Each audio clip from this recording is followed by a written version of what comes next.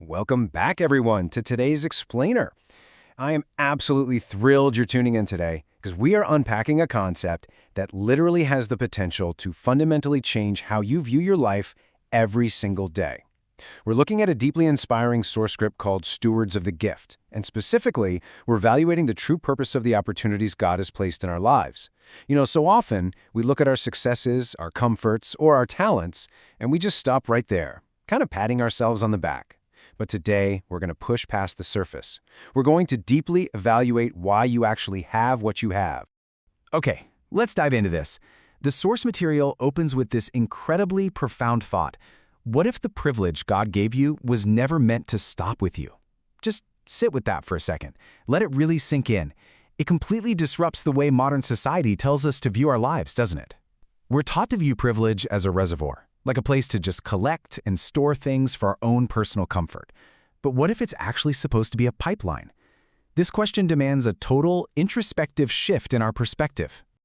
Section 1. Redefining your privilege, a lens of stewardship. Section 2. The gifts you carry, personal inventory. Now, what's really interesting about this is that to really grasp this concept of stewardship, we have to transition away from viewing privilege through a self-centered lens, just looking at what I have or what makes my life easier. Instead, we need to get highly specific about what you are holding in your hands right this very minute. And these aren't just abstract ideas, they're practical categories outlined directly in the text: talent, wisdom, resources, influence, opportunity. The source points out that God gives every single one of us something from this list. Maybe you have a natural knack for leadership. Well, that's a talent. Maybe you've successfully navigated a really painful career failure. That is wisdom. Maybe you simply have a spare room, some extra finances, or a free weekend. Every single one of these specific gifts comes with an inherent, built-in responsibility to help others. They aren't trophies to be displayed on a shelf. They are tools that you are responsible for deploying. Section 3. Blessed to be a blessing, active distributors. This is where we move from the theory of stewardship right into the heart of the action. As the source script states so beautifully, you were blessed so you could become a blessing. It's incredibly simple, yet profoundly deep. This isn't just a catchy motivational slogan, folks. It's a foundational spiritual principle. The phrase "so you could" is the bridge here. The blessing you received was never meant to be the final destination. The actual destination is the person next to you who desperately needs exactly what you were just given. So the crucial point is this: your experience is someone else's encouragement. It's so easy to think of resources only as, money in the bank or free time on your calendar. But often, the greatest privilege you have is the survival of your own battles. The text reminds us that even our past struggles, our deep failures, and our hard-won experiences are actually tools. They're specifically designed to provide hope to someone who's currently in a desperate situation that you have already walked through. You are literally the map they need to find their way out. Section 4. The call to action. Get into the game. I want to talk directly to you right now. You cannot sit on the sidelines anymore. Knowing that your privilege is meant for others creates an immediate, undeniable demand on your life. The source text gives us this stark warning: don't bury what God placed in your hands. It's incredibly tempting, isn't it? It feels safe to hide our gifts. It's comfortable to keep our resources to ourselves, or to just assume someone else is more qualified, or to fear that we might step out and do it wrong. But burying your gifts, that's the ultimate tragedy of missed potential. We're being urged right here to take direct and purposeful action rather than letting our blessings stagnate in the dirt.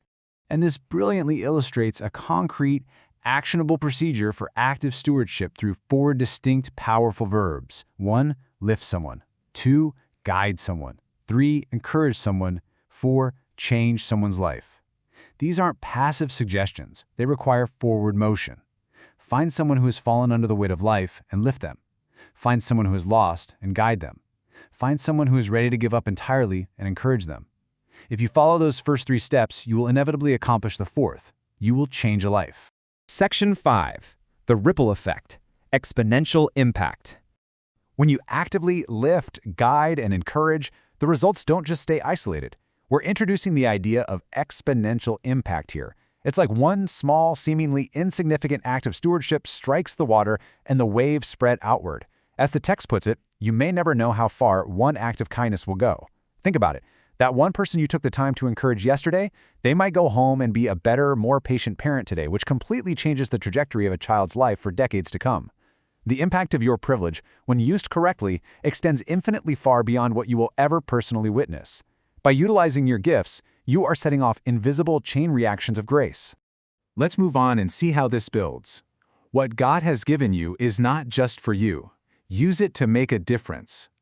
This beautifully summarizes the core message we've been unpacking today. Your blessings, your unique talents, your hard-earned resources, they are strictly meant to be shared. The source script makes it crystal clear. Hoarding your gifts breaks their intended design. Sharing them fulfills it.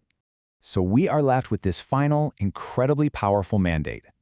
Be blessed. Be a blessing. It operates as a dual-sided instruction for living a deeply purposeful life.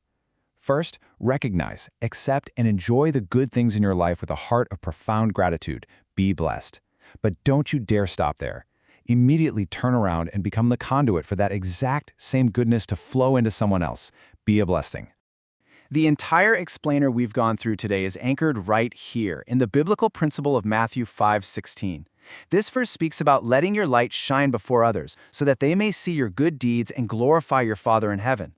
Everything we've discussed today, understanding stewardship, taking immediate action, refusing to bury your gifts, and embracing the ripple effect, directly ties into this overarching narrative. It's all about letting your God-giving light illuminate the dark, difficult places in other people's lives. Which leaves us with one final, unavoidable thought. Here's my question for you. Whose life will your light change today? Don't wait for tomorrow. Look at the people around you right now. Someone out there desperately needs the exact privilege you are holding. Go out there and let your light shine.